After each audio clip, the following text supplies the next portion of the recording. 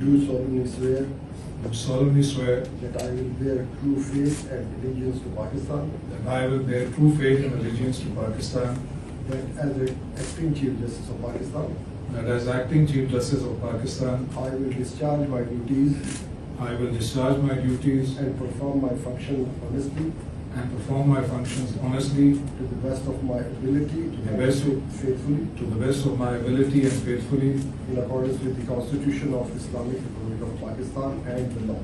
in accordance with the Constitution of the Islamic Republic of Pakistan and the law. That I will abide by the code of conduct issued by the Supreme Judicial Council.